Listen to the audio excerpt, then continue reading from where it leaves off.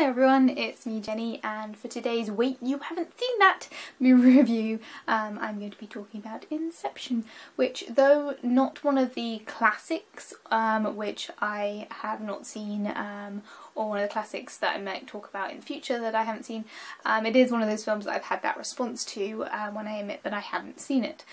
So I watched it today for the first time ever, and I feel like this is one of those films that, though I really enjoyed, I definitely feel would benefit from a second viewing.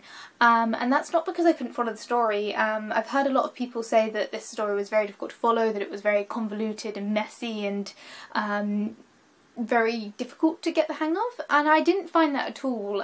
For a first time viewing, I feel like I got the gist of the story. I managed to follow the story and the characters, the arc and the premise very easily. I didn't feel like I needed to put in too much effort in order to get a gist of what was going on and follow each layer and follow the logic of the dreams and how they work and the kind of the way that the system of the story works. I didn't find that a problem at all, but I definitely feel like there's stuff that I'd benefit from watching a second time, because I feel like there's a lot of Easter eggs that I missed. I watched this primarily for the story, while on a second viewing I think I could get more into details of set imagery and those sort of things, which usually I can keep an eye out for, but I mostly watched this one for the story and was doing some other things while watching, so I feel like on a second viewing I really get into the nitty-gritty of some of the backdrop and some of the details that I'm sure pull into this. Nolan is very aware of his environments and very aware of his overall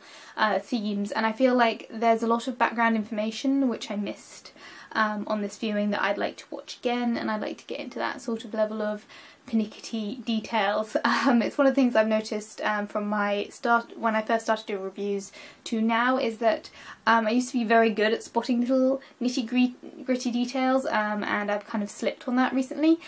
So I feel like second viewing on this one I could really get into that and go into a more detailed review. That being said, I think it's visually stunning. The way that they work the scenery, the way that they work the digital, the animation aspects, the visual aspects, the action and the movement in set is brilliantly done. You can't watch this film and not highlight the hotel room scene as a work of art in its own right. The acting throughout is brilliant. Every single face is recognisable no matter how high or low in the casting list they are. Everyone plays their parts very, very well. It's such a kind of complicated concept, but with some very, very simple base motivations, which is a really good way of telling stories. One of the things I've heard about this film is that it's a film that trusts the audience to follow it. It trusts in the intelligence of the audience to actually work out that it's a complicated film and they should concentrate, which is something that not a lot of films do. It's not spoon-fed, the information in this, but it is given in such a way that if you're actually focusing, you can follow it. If you're not focusing it, you're not going to get it. But first time viewer, I feel like I understood everything that happened in this, including the ambiguous ending. And I still had a great whale of the time. The ride was very enjoyable, the action sequences were very well done, the pace was brilliant. The fact that you've got multiple time waves happening at once, but each layer adds a new dimension, a new level of tension. I found that really very interesting. The acting, as I said, was great. The music in this is amazing, particularly the musical timing. The audio aspects of this are very well handled, particularly the different warping effects for the different layers. There's not a thing that I really disliked about this. I thought the costume design was really, really well done. Little character moments were very important in this, and I found that very interesting. Again, would benefit from a second watching, but for the first time viewing, very, very enjoyable. Very interesting, a very interesting premise. Anyone who likes dreamscape pieces, I recommend watching Alice in Wonderland is the go-to allegory for most dreamscapes, but this was a very interesting way of doing dreamscaping. I would recommend, there is an episode of Buffy the Vampire Slayer, which sounds really weird out of context, but it has similar themes in terms of dream logic. And I can't remember what it's the end. It's the last episode of season 5, I believe, and it's really, really well done. Or maybe it's season 4. might be the end of season 4, but it has the kind of going through doors, the things that are written down, things that are not written down, different layers within dreams, and that's really interesting to me.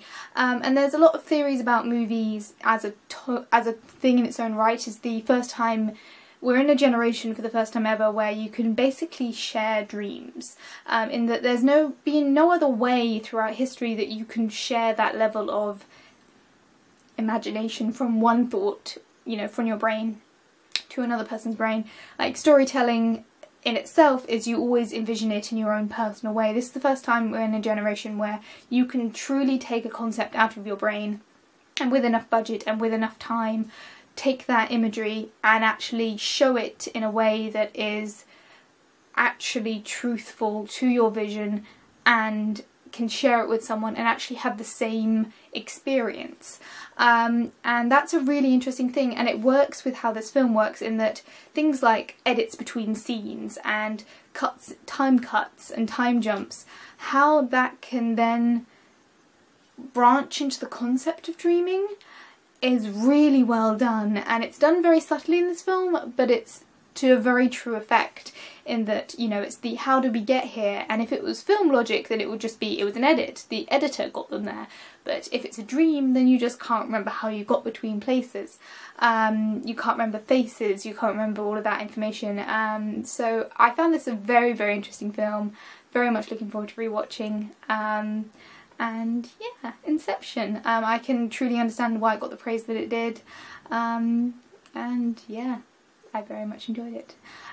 Feel free to comment down below, and yeah, I'll see you guys all next week. Hopefully caught up by then. You never know. Thank you for watching, and bye guys.